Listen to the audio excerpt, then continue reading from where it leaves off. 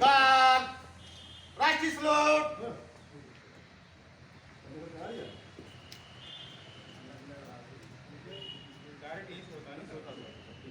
God, righteous Lord.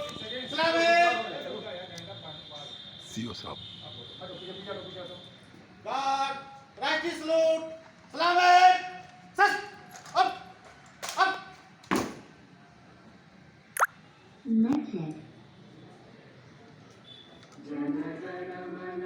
Vinayak जय भारत भाग्य विधाता पंजाब सिंध गुजरात मराठा द्राविड़ उत्कल बंगा हिमाचल यमुना गंगा उच्छल जलति तिरंगा सब शुभ नामे जागे तब शुभ आशीष मांगे गाहे तब जय गाथा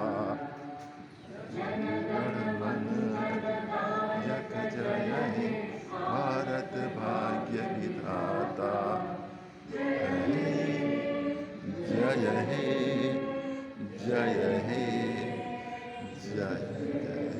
जय जय हे God, maju. Sas. Up. Parade. West.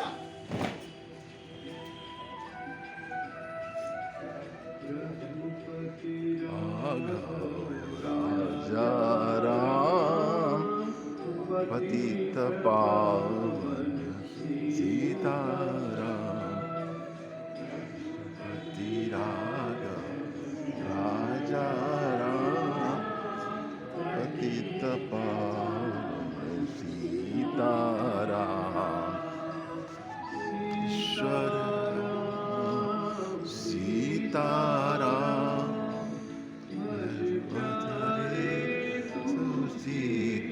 Sitaram Sitaram भज प्यारे तू सीताराम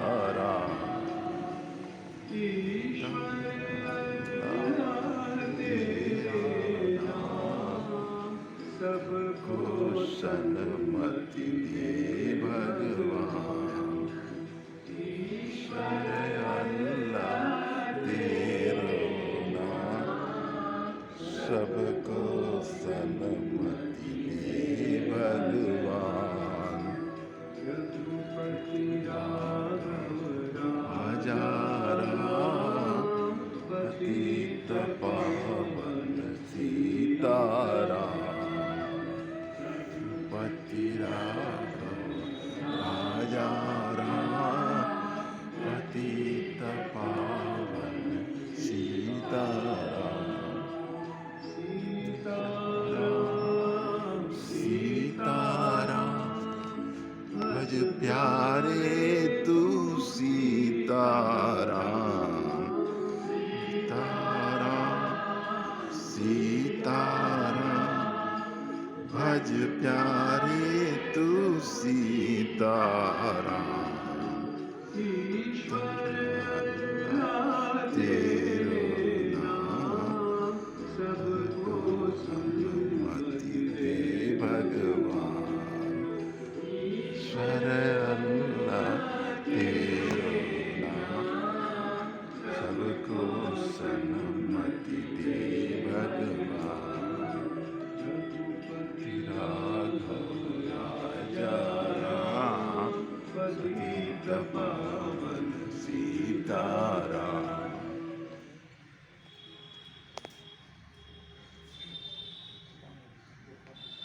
Parade.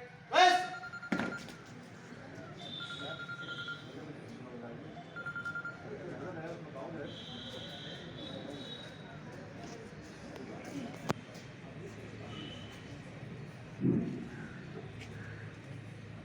साथियों, आज 2 अक्टूबर जो कि हमारा तीसरा महत्वपूर्ण राष्ट्रीय पर्व के रूप में मनाया जाता है, बड़े सौभाग्य की बात है कि आज के दिन हमारे देश की दो महान विभूतियाँ, एक राष्ट्रपिता के रूप में तो दूसरी भारत रत्न जो हमारे यशस्वी प्रधानमंत्री स्वर्गीय लाल बहादुर शास्त्री जी के जन्म दिवस के रूप में भी है। शुरुआत में केवल 2 अक्टूबर को गांधी जयंती के रूप में ही परिभाषित और संबोधित किया जाता था, लेकिन पिछले कुछ वर्षों में इस परिभाषा को बदला गया, क्योंकि राष्ट्रपिता महात्मा गांधी जी के योगदान को सभी जानते हैं, पूरा देश जानता है, पूरे देशवासी जानते हैं। लेकिन हमारे यशस्वी प्रधानमंत्री स्वर्गीय लाल बहादुर शास्त्री जी, जिनके योगदान के कारण जब भारत और पाक युद्ध की स्थिति चल रही थी और उधर चीन युद्ध की भी स्थिति थी, तब हमारे यशस्वी प्रधानमंत्री जी ने, स्वर्गीय लाल बहादुर शास्त्री जी ने जय जवान और जय किसान का जो नारा लगाकर हमारे देश को खाद्यान्न के रूप में न केवल आत्मनिर्भर बनाया, बल्कि हमारे किसानों की दशा को भी बहुत अच्छी तरह से उजागर करने में, बहुत अच्छी तरह से उस दशा को एक मजबूत करने में उनका योगदान है। एक शिक्षक परिवार से निकले हमारे लाल बहादुर शास्त्री जी देश के सर्वोच्च पद तो वैसे राष्ट्रपति का माना जाता है, लेकिन अगर व्यवहारिक रूप से देखें तो प्रधानमंत्री की जो शक्तियां होती हैं वो उसकी तुलना राष्ट्रपति की तुलना में कुछ ज्यादा ही होती हैं। तो उस पद पर रहते हुए उन्होंने वो कार्य किए जिसके कारण हमारा देश न केवल खाद्यान्न में आत्मनिर्भर बना, बल्कि जो हमारे देश की संप्रभुता, अखंडता और एकता की बात करें तो वो एकता और संप्रभुता, अखंडता हमारे लाल बहादुर शास्त्री जी के प्रयासों से आज तक चली आ रही है। उन्होंने शुरुआत कर दी थी और वर्तमान समय में जो प्रधानमंत्री हैं वो उसको और मजबूत करने में लगे हैं। देश को मजबूत बनाया, देश के किसानों को मजबूत बनाया, युद्ध की विकट परिस्थिति से देश को निकाला।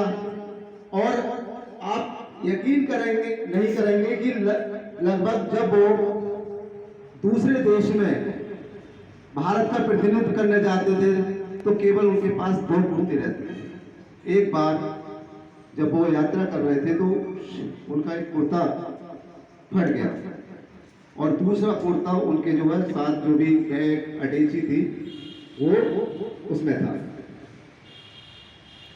उनकी पत्नी भी साथ थी। उन्होंने कहा कि ये कुर्ता फट गया है और आप इसको दूसरे को पहन लीजिए। बोले नहीं, मेरे पास एक ही कुर्ता है, अगर मैं आज पहन लूंगा तो कल मुझे जो दूसरे देशों के प्रतिनिधियों के साथ मीटिंग करनी है उसमें मैं फिर क्या पहनूंगा। तो ऐसे हमारे प्रधानमंत्री स्वर्गीय लाल बहादुर शास्त्री जी, जो केवल अपने इतने मतलब गरीबी थी और गरीबी में रहकर इतने सर्वोच्च पद पर पहुंचे और कभी भी उन्होंने उस सर्वोच्च पद का फायदा नहीं उठाया।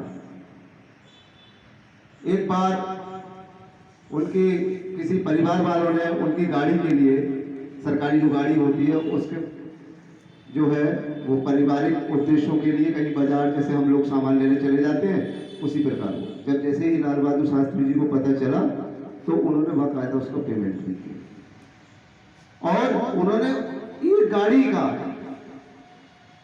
लोन लिया था। और वो लोन उनकी मृत्यु के बाद भी जब उनके मतलब खाता खंगाले गए थे तो उस खाते में उस लोन का पैसा कर देता, मतलब वो उसका पूरा लोन भी नहीं निपटा पाए। ये समझ लीजिए आप। ऐसे हमारे यशस्वी प्रधानमंत्री स्वर्गीय लाल बहादुर शास्त्री जी हमारे देश के जो उस समय आपको पता होगा कि 1965 से पहले हमारा देश जब स्वतंत्र हुआ तो उस समय शुरुआत में इतना खाद्यान्न में आत्मनिर्भर नहीं था, दूसरे देशों से आयात होते थे।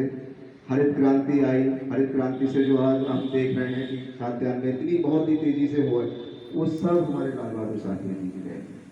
राष्ट्रपिता जी के बारे में तो हम सब लोग जानते हैं, लेकिन आप यशस्वी प्रधानमंत्री जी के बारे में, स्वर्गीय लाल बहादुर शास्त्री जी के बारे में आप जानिए तो आपको लगेगा कि उनका योगदान बहुत ज़्यादा है। ये सत्य है और इस सत्य को बिल्कुल भी झुटलाया नहीं जा सकता कि बिना गांधी जी के योगदान के हमें देश की आज़ादी संभव ही नहीं थी। लेकिन उसमें और क्रांतिकारी भी थे। जो अहिंसा का मार्ग हमारे गांधी जी ने अपनाया, वो अहिंसा का मार्ग का अनुसरण आज देश के जो भी विश्व के शक्तिशाली देश है, चाहे अमेरिका हो, चाहे कनाडा हो, चाहे जर्मनी हो, चाहे स्विट्जरलैंड हो, चाहे अगर चीन को छोड़ दें तो सभी मानते हैं। यहाँ तक कि राष्ट्रपति अमेरिका के पिछले जो राष्ट्रपति थे बराक ओबामा, वो गांधी जी के इतने बड़े भक्त थे।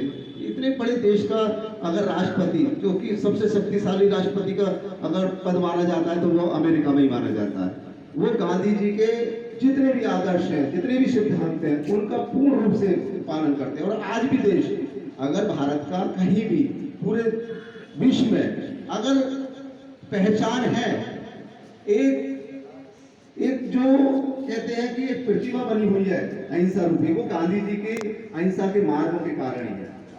अगर गांधी जी ने जो अहिंसा का मार्ग पूरी दुनिया को एक संदेश के रूप में दिया, अगर उसका अनुसरण किया जाए तो विश्व में जो आतंकवाद है, विश्व में जो अन्य चुनौतियां हैं, चाहे वो जलवायु परिवर्तन की हो, चाहे वो औद्योगिकरण से या नगरीकरण से उपजे पर्यावरण प्रदूषण की हो, समझे, या फिर असमानता की बात हो, वो सब गांधी जी के आदर्शों के आधार पर, उनके आदर्शों को, उनके सिद्धांतों को अनुपालन करके ही वो समस्याएं समाप्त हो सकती है।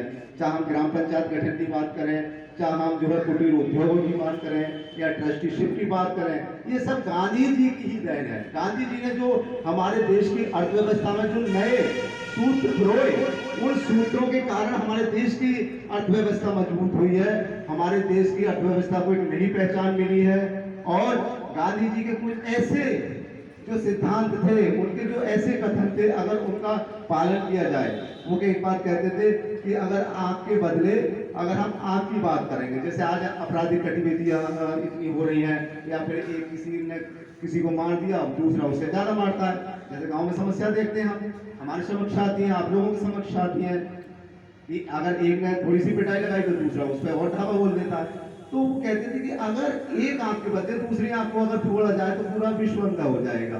तो उनका ये कथन आज के परिप्रेक्ष्य में इतना सत्य साबित होता है कि अगर हम थोड़ा सा धैर्य रखें, अगर दूसरे ने कुछ कह दिया तो हम उसका थोड़ा धैर्य रखकर उसको सहन करने की शक्ति रखें, तो सारी समस्याएं, सारी जो उग्रता है, सारा जो एक प्रकार से जो लड़ाई झगड़ा है, मारपीट है, या जो अन्य अपराध हैं, समझे, वो नारी का सम्मान के लिए भी बहुत करते थे, नारी सशक्तिकरण की बात करते थे। आज जो सर ने अभी कहा था कि वही हम 21 या फिर सुबह जैसे, मतलब हमारी जो भी शक्तिशाली विमान है वो हमारी महिला